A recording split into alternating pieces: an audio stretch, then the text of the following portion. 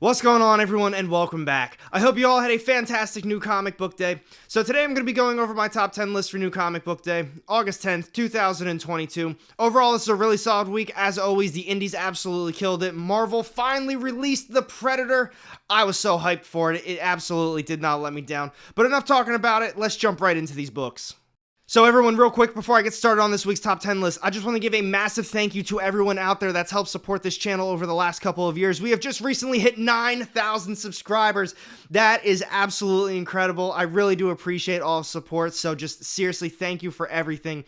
It means a lot to me, and it means that people still out there are reading these comics. I love making these videos, and I love talking comics with all of you, and just be on the lookout for it. That 9,000 Omnibus subscriber giveaway is going to be happening very shortly. So, as always, as I begin to talk about these books, just be aware, there's definitely going to be spoilers. I get excited talking about them, but I do put a little spoiler tag down below in the corner to give you a heads up that a spoiler is about to happen.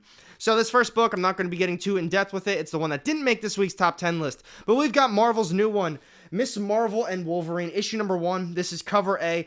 I honestly really wish I wouldn't have picked this one up. I am a big Miss Marvel fan. I love the show as well. I've read pretty much all of her stuff. There's a few issues here and there that I didn't read, but overall, big Miss Marvel fan. I didn't like this issue at all. The artwork wasn't bad, but it just, to me, it just really felt like a cheap cash grab. And then going forward, I think the next issue is going to be Miss Marvel and Moon Knight. They're really hyping Miss Marvel up. They're trying to get her more introduced in the MCU, I feel, so they're teaming her up with some X-Men after, this is definitely going to be a spoiler if you haven't seen the show. They hinted on that at the very end. Now they're going to be teaming her up with Moon Knight. I don't know. Personally, I wish I wouldn't have picked this one up, especially with the $4.99 price tag, so I'm definitely not going to be continuing on with this series. I want to hear your opinions down below, but now let's jump into the real top 10 list. And here we go, folks. We've got coming in at number 10 this week. This is Marvel's Venom, Lethal Protector, issue number 5. This is cover A, and for those of you reading this one, this is the series finale, and what are my thoughts on it? It's absolutely skippable. I really didn't think it was all that great of a series, but some of the stuff that I did really like about it, I thought the artwork was very well done, and the one thing that I truly did like was Eddie and Venom's banter going back and forth. It really reminded me of just growing up reading the Venom stuff. I like how Venom's just, Eddie, let's eat them. I want to eat their brains. I like that. I thought that was really cool in this series, but as far as the plot goes, the story itself, the other character interactions, I thought a lot of it was all a miss. The plot, I really didn't think it was all that good, and it really didn't get developed until you found out that Eddie and Venom kind of had a bounty on their heads. Once they found out there was a bounty from Taskmaster, that's when everything kind of took off, but that pretty much was the fourth and then final fifth issue. So, my opinion, very skippable. I like their dialogue going back and forth, but outside of that, the action was cool, the artwork was nice, but the plot just wasn't there for me. So, my opinion, definitely worth the skip, but if you want to read it, I would definitely read it in a trade paperback. I wouldn't bother finding the back issues for this one. And for those reasons, we've got coming in at number 10 this week, we have Marvel's Venom, Lethal Protector, issue number 5. Next up this week, we've got coming in at number 9, this is Marvel's Avengers and Moon Girl, issue number 1, this is cover A. I actually really like this issue, but before I get started on it, I feel like the title is very misleading, Avengers and Moon Girl. It really isn't the Avengers at all. I mean, Tony Stark makes a small appearance, and some other characters make very small appearances as well, but the entire thing is basically just Captain Marvel and Moon Girl. So, a little misleading, but that's not the problem. The problem I have with this is that they keep putting number 1 on it. This isn't a brand new series, and this isn't something that you can just jump into, because the last issue, she teamed up with Miles Morales, which was also a number 1. But that's where the plot actually gets introduced. So, small spoiler, but it's just kind of what the series is about. Devil Dinosaur goes missing, and Moon Girl now in each one of these issues is teaming up with a different character that kind of spots Devil Dinosaur, or just there's something going on and they think Devil Dinosaur is there. So Moon Girl is trying to find Devil Dinosaur. So, in theory, I guess I get that they're putting number 1s on it because it's Moon Girl teaming up with a brand new character, but in the grand scheme of it, the plot is the same, so if you only pick this one up, or you only pick maybe the next one up, you will absolutely be lost in this series. So, bad on Marvel for that one, but overall, if you did start from the beginning, I think it's been a pretty solid read so far. Haven't read a lot of stuff on Moon Girl, but I really like the artwork. I really like her character. She's got some cool personality. I like the attitude that she brings to the table. Her powers seem pretty cool as well. Super intelligent, and I like where the plot is as well. I like how Devil Dinosaur is missing, and she's doing everything in her power to go find a Devil Dinosaur. So with all that being said, like I just got done saying, if you haven't read that first issue, you absolutely cannot pick this one up without being at least a little bit lost. They do a good job kind of talking about it, but it just won't be the same if you haven't read the one with Miles Morales. Let's talk about it more down below, but for those reasons, we've got Avengers and Moon Girl, issue number 1, coming in at number 9. Next up, we've got coming in at number 8, this is AWA's Absolution, issue number 2. This is cover A. So I'm not completely sold on the series just yet. If you read the first issue, you basically read this one as well. A lot of really cool action. It basically felt exactly the same as the first issue, just different action. But the one thing that I did like about it that was obviously different is that we learned a little bit more about the game of Absolution, how the player wins, what's kind of all at stake, and what happens to them if they don't win. Another thing about this series that I'm really not enjoying is it's kind of the artwork. It's not exactly the artwork itself because I think Deodato does a great job on it. It's how it's paneled. They did it in the series Bad Mother for AWA, and I think The Fourth Man was also the same artwork, but it worked with that style. But I feel as though with this series, with so much stuff happening on the panels, a lot of text blocks, and then actually the in-game chat text as well, it kind of just makes it very busy, a little bit hard to follow. So that's just my personal opinion. I'm going to continue on with this one because the story is good. I'm just still not completely sold on it just yet. So for those reasons, we've got coming in at number 8 this week, we have AWA's Absolution, issue number 2. Next up, we've got coming in at number 7, this is Marvel's Ghost Rider Vengeance Forever, issue number 1, celebrating 50 years of the Ghost Rider. I thought this was an awesome issue. I really like the artwork. I love the story in this one. I wish they kind of done the story a little bit different, but kind of how it was set up, it makes a lot of sense. In my opinion, if you are not reading the ongoing series for this one, you absolutely should not pick this one up either, because at the end of it, it says continued in the next Ghost Rider issue. So to me, I don't really understand why they didn't just make this an actual issue in the main ongoing, especially if you are reading it. They don't really have a real plot right now. Every single issue kind of feels like its own little one-shot. So this probably would have fit in there perfectly. So a little bit about this issue, we've got Johnny Blaze. He's trying to figure out more about his past, the Ghost Rider past.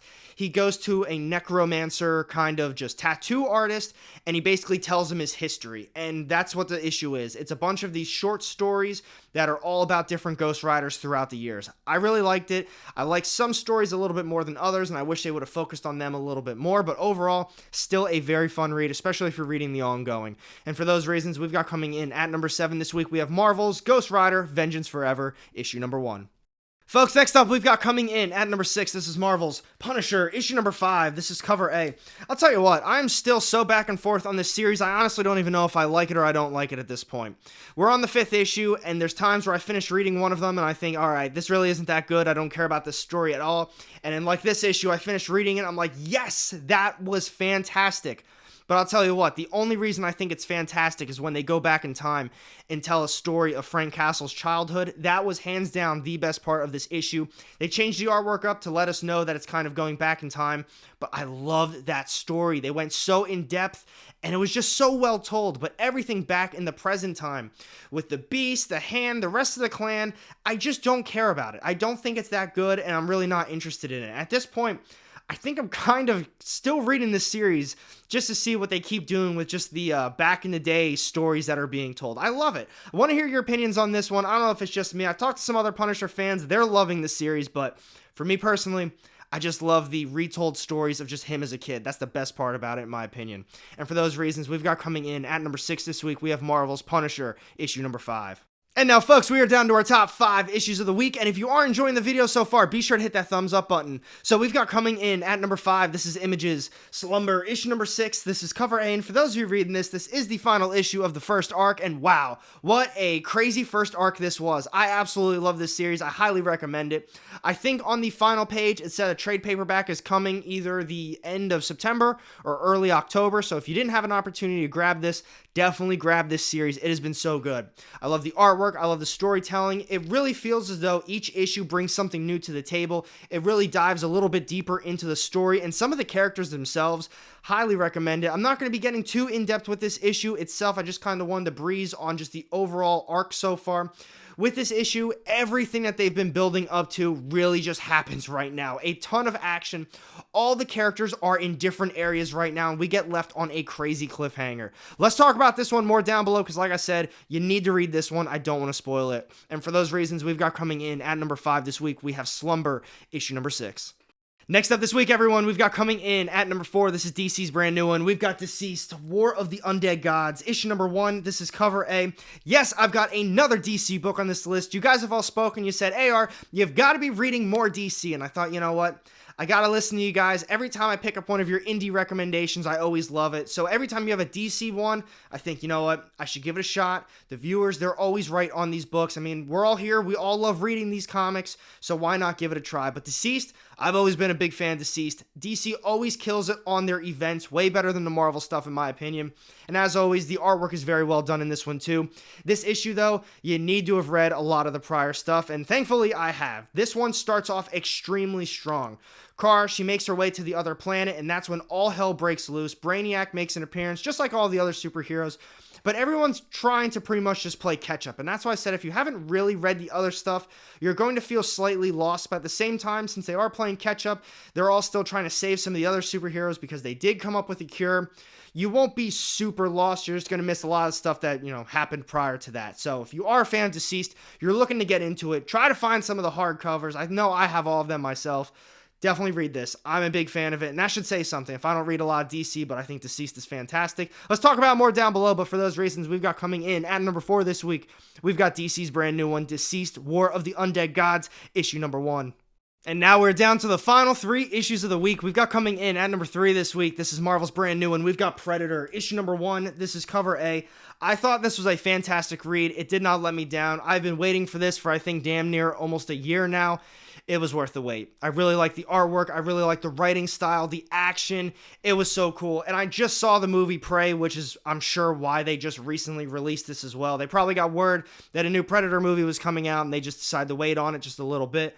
But this was fun. If you're a fan of the monster stuff, if you really like the Alien series, if you're a fan of just older Predator books, you're absolutely going to like this too. We've got our main character, and she's pretty much the only main character.